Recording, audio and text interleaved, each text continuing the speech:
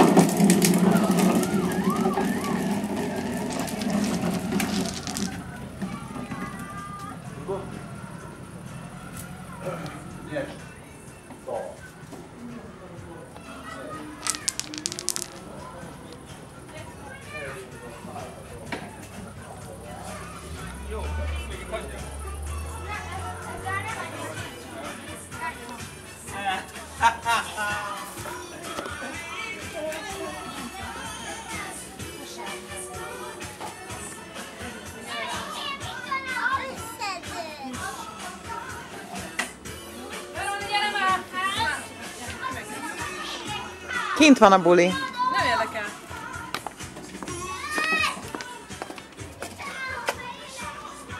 Ez több a soknál, jó? Benn is vannak vendégek.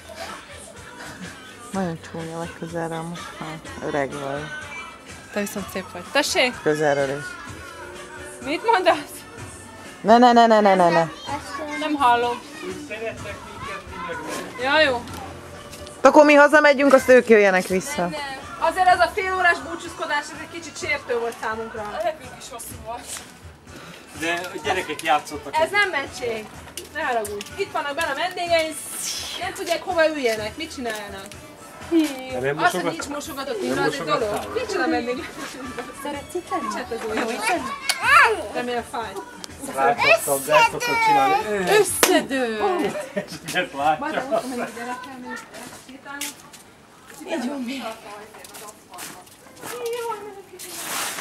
Lenyúl, így izé. Normális vagy? Mi? Az aszfaltot. Az még nagyon tüzes. Jó, de hát... A kutya szarpjálja meg. Figyelj, Veroni, a hanyának kell a lesz, azért meg így, hogy úgy fél órán. Tudom. Az a még.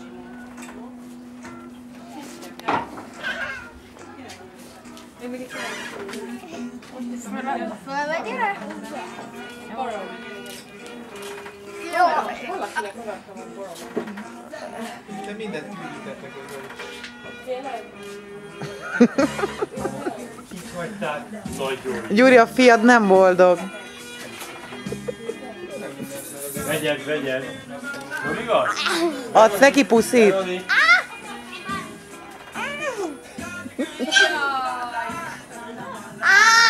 Ne bánj. Lerakhat magát. Béci. Oké, lerakhat.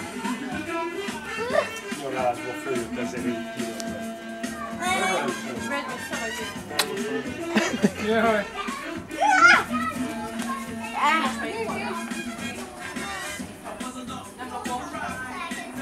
Adok még ilyet. Gyuri, a kezét csókolgatja. Nehéz! Erős kislány! Nehogy felre! Elment a haverom.